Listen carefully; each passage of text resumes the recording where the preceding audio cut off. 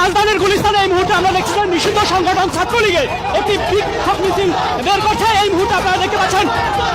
এদিকে ৭ই মার্চে ইতিহাস ঘটালো আওয়ামী লীগ। দেশে ফেরার চূড়ান্ত ঘোষণা দিলেন শেখ হাসিনা। এবার প্রমাণসহ ফেসে গেলেন আসিফ নজরুল। অন্যান্য উপদেষ্টার মতো আসিফ নজরুলও কি ফেসে যাচ্ছেন? আসিফ নজরুলরা কি ফেসে যাচ্ছেন? ফাঁসাই তো উচিত। আওয়ামী লীগের ফেরার পথে আর কোনো বাধাই রইল না। মাননীয় প্রধানমন্ত্রীর উপদেষ্টাই কথাগুলো বলতেছেন। বর্তমান সরকারের পক্ষ থেকে যে সমস্ত বক্তব্য দেওয়া হচ্ছে আওয়ামী লীগের বিষয়ে, সেই বক্তব্যগুলো যদি কথা কাজে মিল থাকে তাহলে আর কোনো বাধা থাকার কথা নয়। রাজনীতির পাশা উল্টে যেতে আসলে সময় লাগে না। যে ভারত বিরোধী সেন্টিমেন্টকে পুঁজি করে এনসিপি মাঠ গরম করেছিল, মার্কিন যুক্তরাষ্ট্র যখন মুখ ফিরিয়ে নিল তখন অস্তিত্ব টিকিয়ে রাখার স্বার্থে তাদের তথাকথিত আদর্শিক শত্রু ভারতের দরজায় তারা কড়া নাড়ছে। এখন রাজনীতি ঘুরে গেছে। জুলাই সন্ত্রাসীদের বিচার এখন সময়ের অপেক্ষা মাত্র। কেন সাধারণ মানুষ বলছে যে এই আসিফ নজরুলকে, হায়াল্লাহ খালেদকে যেখানেই পাওয়া যাবে সেখানেই গণধোলাই দেওয়া হতে পারে? বিভিন্ন তথ্যসূত্র খবর আছে, উপদেষ্টা থাকাকালীন 18 মাসে তিনি 12,500 কোটি টাকা সমপরিমাণে অর্থ লুটপাটে সহায়তা করেছেন বা সরাসরি জড়িত ছিলেন। আসসালামু আলাইকুম, জানিয়ে দেবো এই মাত্র পাওয়া সর্বশেষ গুরুত্বপূর্ণ আপডেট খবর। দর্শক, এতক্ষণ শুনছিলেন সংবাদ শিরোনাম, এবার থাকছে বিস্তারিত। তার আগে ছোট্ট একটা রিকোয়েস্ট করতে চাই, যারা এই ধরনের নিউজ ল্যাব দেখতে ভালোবাসেন দেরি না করে চ্যানেলটি সাবস্ক্রাইব করে বেল আইকনটি অন করে দেবেন। তাহলে কথা লম্বা না করে চলুন ভিডিওটির বিস্তারিত দেখতে থাকি। লীগের ফেরার পথে আর কোনো বাধাই রইল না। আলোচনা শুরুতে আপনাদেরকে এই ধরনের কথা আমি এই জন্যই বলতে পারলাম, সেই ধরনের নিউজ সংবাদ অবশ্যই আমার কাছে আছে। আমি আপনাদেরকে সেই নিউজটা জানাবো, শোনাবো এবং বিশ্লেষণ করবো যে আওয়ামী লীগের ফেরার পথে অতীতে কোন বাধাগুলো ছিল, বর্তমানে কেন বাধা থাকলো না, এই বিষয়টি নিয়ে আলোচনা করবো। দেখেন, 2026 সালের 12 ফেব্রুয়ারি ডক্টর ইউনূস একটা নির্বাচন দিয়েছেন। সেই নির্বাচনে বাংলাদেশ জাতীয়তাবাদী দল বিএনপি সরকার গঠন করেছে 2/3 আসনের তারা জয়যুক্ত হয়ে। তারপরে এই দলের নেতাদের মুখে আমরা যে সমস্ত বক্তব্য শুনেছি, সেই বক্তব্যের পরিপ্রেক্ষিতে কিন্তু এই কথাটা আরো আগে আমরা বলতে পারতাম যে আওয়ামী লীগের ফেরার পথে আর বাধা রইল না। আমি সেই নিউজটাতে যাবো, তার আগে আপনাদেরকে বলি 2024 5ই আগস্ট আওয়ামী লীগ সরকার ক্ষমতাচ্যুত হওয়ার পরে যখন প্রথম আমরা আওয়ামী লীগের প্রথম সারি নেতাদের বক্তব্য শুনতে পেলাম বিভিন্ন সামাজিক যোগাযোগ মাধ্যমে, সেখানে কিন্তু তারা ধৈর্যের রাজনীতির কথা বললেন, সময় রাজনীতির কথা বললেন এবং পরিশেষে এইটা পরিষ্কার করে বললেন যে বর্তমানে তাদেরকে তো বাধা প্রয়োগ করা হচ্ছে। কিভাবে? সিস্টেমটা দেখেন, মব তৈরি করার মাধ্যমে আদালতে তাদের উপর মব করা হচ্ছে এবং শারীরিকভাবে হেনস্থা করা হচ্ছে। অনেককে আমরা কারাগারে মৃত্যুবরণ করতেও কিন্তু দেখলাম ডক্টর ইউনূস সরকারের আমলে।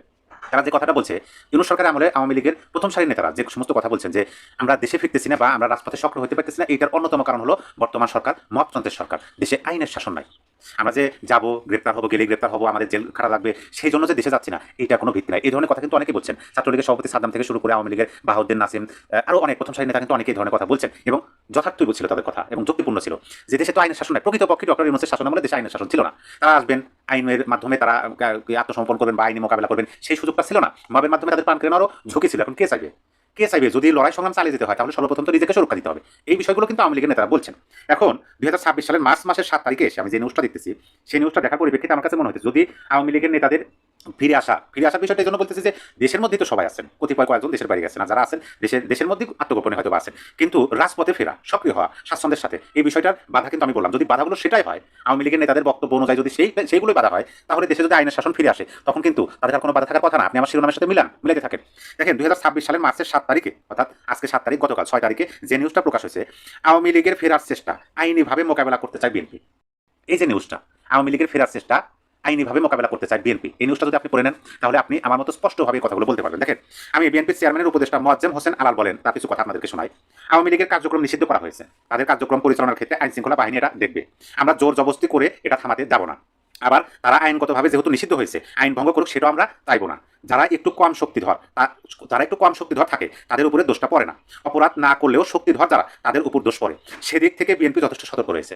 খেয়াল করুন, এইখানে কিন্তু অনেকগুলো কথা লুকাই আছে যে আওয়ামী লীগের উপর নিষেধাজ্ঞা আছে, সেটা যেহেতু অধ্যাদেশের মাধ্যমে নিষেধাজ্ঞা আছে, আইন শৃঙ্খলা পরিস্থিতি, আইন শৃঙ্খলা বাহিনী সেই বিষয়গুলো দেখবেন। দলগতভাবে, দলীয়ভাবে বিএনপি আর আওয়ামী লীগকে বাধা দেওয়ার চেষ্টা করবে না। স্পষ্টভাবে কথা কি বলছেন বিএনপির চেয়ারম্যানের উপদেষ্টা, অর্থাৎ বর্তমান প্রধানমন্ত্রীর উপদেষ্টা মোয়াজ্জেম হোসেন আলাল, তিনি বলছেন। শেষে যে কথাটা বলছেন যে যারা একটু কম শক্তিধর থাকে তাদের উপর দোষটা পড়ে না, যারা শক্তিধর তারা অপরাধ না করলেও দোষটা তাদের উপর পড়ে, সেই দিকে সচেষ্ট আছে, মানে খুবই সচেতন আছে দলটি। তাহলে আপনি একটু মিলেন, যদি প্রকৃতপক্ষে আইনগতভাবে মোকাবেলা করে তাহলে তো ওই যে ভয়টা, সেই ভয়টা আওয়ামী লীগের থাকার কথা না।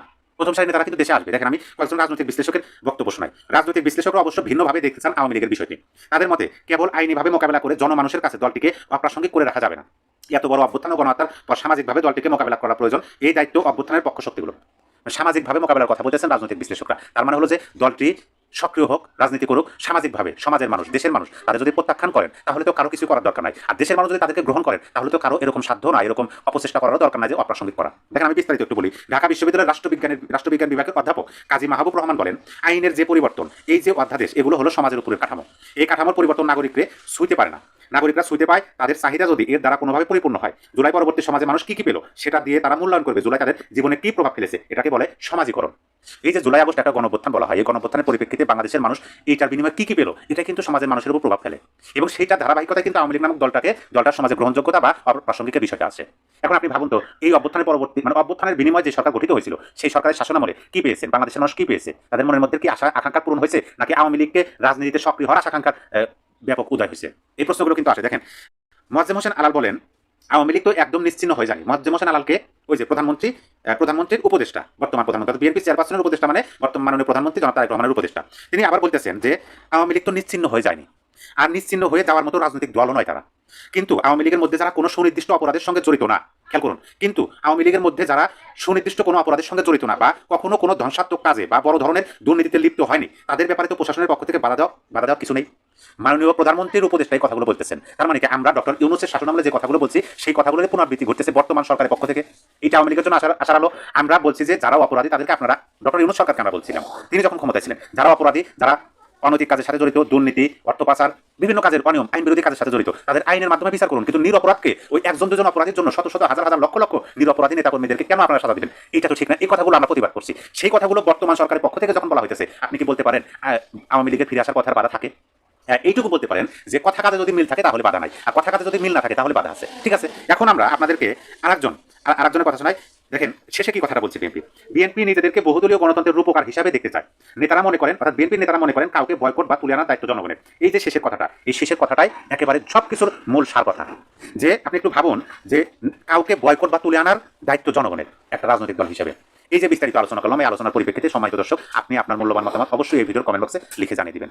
যে আওয়ামী লীগের ফেরার পথে আর কি কোনো বাধা রইল? হ্যাঁ, এইটা বলা যায় যে বর্তমান সরকারের পক্ষ থেকে যে সমস্ত বক্তব্য দেওয়া হচ্ছে আওয়ামী লীগের বিষয়, সেই বক্তব্যগুলো যদি কথা কাজে মিল থাকে তাহলে আর কোনো বাধা থাকার কথা নয়। সেটা অবশ্যই আমরা দেখতে পাবো, কারণ আপনি মুখে একটা কথা বললেন, কাজকর্মের মাধ্যমে সেই কথার প্রতিফলন আমরা দেখতে পাবো। যদি একই থাকে তাহলে অবশ্যই আমি যেটা বললাম সেটার সাথে দ্বিমত করার আপনার কোনো রাস্তা নাই। আর যদি কথা কাজে মিল না থাকে তাহলে আমার কথাটাও ভিন্ন হবে। সম্মানিত দর্শক, আপনি আপনার মূল্যবান মতামতটা অবশ্যই কমেন্ট বক্সে লিখে জানিয়ে দিতে পারেন। পাশাপাশি বর্তমান সময়ে আওয়ামী লীগের বিভিন্ন গুরুত্বপূর্ণ নেতাদের বক্তব্য শুনলে কিন্তু আমরা এটা স্পষ্টভাবে বুঝতে পারি। যেমন ধরেন আওয়ামী সভানেত্রী স্বয়ং নিজে কিন্তু বলছেন তার দলের নেতাকর্মীদের উদ্দেশ্যে যে আপনারা মানসিক এবং অন্যান্য বিষয় প্রস্তুতি নেন, দেশে ফিরতে হবে, নামতে হবে বাংলার ময়দানে, এই কথা বলছেন। পাশাপাশি বর্তমান সরকারের বক্তব্য সকল কিছু একত্রিত করলে আর কোনো বাধা আমি দেখতে পাই না। অন্যান্য উপদেষ্টার মতো আসিফ নজরুলও কি ফেসে যাচ্ছেন? আপনারা ইতিমধ্যে ইউনূসের অর্থাৎ সাবেক অন্তর্বর্তীকালীন সরকারের উপদেষ্টা পরিষদে যারা আছেন তাদের মধ্যে একটা কপালে টেনশনের ভাঁজ পড়ে গেছে। আসিফ নজরুল এর বাইরে নয়। যার দরুন আসিফ নজরুল গত পরশু একটা ফেসবুকে স্ট্যাটাস দিয়ে কান্নাকাটি করেছেন। আসিফ নজরুলরা কি ফেসে যাচ্ছেন? ফাঁসাই তো উচিত। এই আসিফ নজরুল ছিলেন বিগত অন্তর্বর্তীকালীন সরকারের আসলে মাস্টারমাইন্ড যদি কাউকে বলতে হয় তাহলে আসিফ নজরুলের নির্দেশনায় সরকারটা চলতো। ওই যে ব্রিগেডিয়ার সাখাওয়াত কিচেন ক্যাবিনেটের কথা বলেন না, এই কিচেন ক্যাবিনেটের অন্যতম প্রধান একজন হচ্ছেন আসিফ নজরুল। বলা যায় ডক্টর ইউনূসের বিকল্প শক্তি বা বিকল্প প্রধান উপদেষ্টার জায়গাটা বা ভূমিকাটা পালন করতেন এই আসিফ নজরুল। দেশের রাজনৈতিক ও প্রশাসনিক অঙ্গনে এখন আলোচনার কেন্দ্রবিন্দুতে সাবেক আইন উপদেষ্টা আসিফ নজরুল। তার বিরুদ্ধে দুর্নীতি দমন কমিশন বা দুদকে জমা পড়েছে 1 ডজনেরও বেশি অভিযোগ। মামলা বাণিজ্য, জামিন বাণিজ্য, বিচারক পদায়ন থেকে শুরু করে শত শত কোটি টাকা বিদেশে পাচারের মতো গুরুতর অভিযোগ উঠেছে তার বিরুদ্ধে।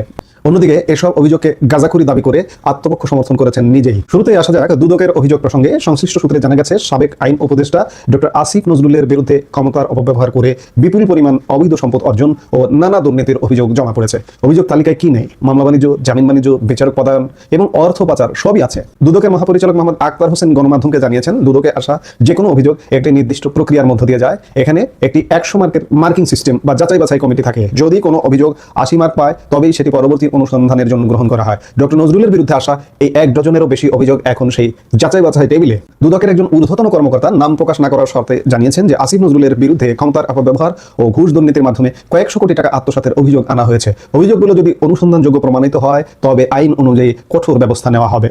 অভিযোগগুলো কিন্তু বেশ সুনির্দিষ্ট। দুদকে জমা পড়া নথিতে দাবি করা হয়েছে।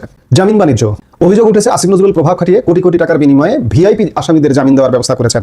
উদাহরণস্বরূপ একটি বড় শিল্প গ্রুপের সিইওর বিরুদ্ধে জালিয়াতি মামলায় গ্রেপ্তারি পরোয়ানা থাকা সত্ত্বেও 20 কোটি টাকার বিনিময়ে তাকে জামিন দেওয়ার নির্দেশ দেওয়া হয়েছিল বলে অভিযোগে উল্লেখ করা হয়েছে। এমনকি গান বাংলা টেলিভিশনের তাপসের জামিন নিয়েও বিপুল অঙ্কের লেনদেনের অভিযোগ উঠেছে। বিচারক ও সাব রেজিস্ট্রার পদায়নে জালিয়াতি করেছেন আসিফ নজরুল। রাজধানী ঢাকা ও তার আশপাশের এলাকায় বিচারক বদলি বা পদায়নের ক্ষেত্রে 50 লাখ থেকে 2 কোটি টাকা পর্যন্ত নেওয়া হতো বলে অভিযোগ। এছাড়াও সাব রেজিস্ট্রার বদলি বাণিজ্যের মাধ্যমেও কোটি কোটি টাকা হাতিয়ে নেওয়ার কথা বলা হয়েছে। শুধু দেশেই নয়, আসিফ নজরুলের বিরুদ্ধে শত শত কোটি টাকা বিদেশে পাচারের অভিযোগও জমা পড়েছে দুদকে। টিআইবির নির্বাহী পরিচালক ডক্টর ইফতেখারুজ্জামান এই প্রসঙ্গে বলেছেন, কেউই আইনের ঊর্ধ্বে নন। অভিযোগের সত্যতা পেলে দৃষ্টান্তমূলক জবাবদিহিতা নিশ্চিত করতে হবে। ঠিক যখন এসব অভিযোগের পাহাড় জমছে, তখনই গত পরশু বুধবার রাত 8:30টার দিকে ফেসবুকে একটি দীর্ঘ পোস্ট দিয়ে নিজের অবস্থান পরিষ্কার করেছেন আসিফ নজরুল। তিনি আমেরিকায় বাড়ি কেনা বা পালিয়ে যাওয়ার খবরকে স্রেফ গাঁজাখুরি বলে উড়িয়ে দিয়েছেন। আসুন দেখা যাক তিনি তার আত্মপক্ষ সমর্থনে কি বলেছেন। 1 নম্বরে তিনি নিজের আর্থিক সততার গুণগান গেয়েছেন। তিনি চ্যালেঞ্জ ছুড়ে দিয়ে বলেছেন, আমি সরকারে থাকা অবস্থায় বা এর আগে পরে জীবনে কখনো কোনো দুর্নীতি করিনি। 1 টাকা, আবার বলি 1 টাকাও দুর্নীতি করিনি। তিনি আরো দাবি করেছেন, তিনি কোনো নতুন ব্যাংক অ্যাকাউন্ট খোলেননি, নতুন কোনো সম্পদ করেননি এবং আয়কর রিটার্নে কোনো সম্পদ গোপন করেননি। তার মতে তার পক্ষে দুর্নীতি করা অসম্ভব এবং প্রশ্নই আসে না। 2 নম্বরে স্বজনপ্রীতি এবং নিয়োগের ব্যাপারে তিনি আত্মপক্ষ সমর্থন করেছেন। স্বজনপ্রীতির অভিযোগ নাকচ করে তিনি লিখেছেন, সরকারে থাকা অবস্থায় আমার পরিবার বা আত্মীয় স্বজনকে বিন্দু মাত্র সুবিধা দেয়নি। তিনি একটি বড় তথ্য দিয়েছেন যে তার মেয়াদে প্রায় 5000 আইন কর্মকর্তা নিয়োগ দেওয়া হয়েছে, যার মধ্যে তার একজন আত্মীয় নেই, এমনকি তার আত্মীয়রা কারো হয়ে তদবির করারও সুযোগ পাননি। 3 নম্বর পয়েন্টে তিনি উল্লেখ করেছেন এলাকা প্রীতি ও অনুদান। তিনি জানিয়েছেন, উপদেষ্টা থাকাকালীন তিনি তার গ্রামের বাড়ি বা বেড়ে ওঠার জায়গায় একবারও যাননি, তবে কিছু উন্নয়নমূলক কাজে তার ভূমিকার কথা স্বীকার করেছেন। যেমন লালবাগ শাহী মসজিদের উন্নয়নের জন্য ধর্ম মন্ত্রণালয় থেকে আর্থিক সহযোগিতা এবং ঢাকা বিশ্ববিদ্যালয়ের খেলার মাঠের উন্নয়নের জন্য ক্রিকেট বোর্ডের অনুদান পেতে তিনি সহযোগিতা করেছেন। এর বাইরে ব্যক্তিগত বা অন্য কোনো উদ্দেশ্যে তিনি কোনো অনুদানের অনুরোধ করেননি বলে দাবি করেছেন।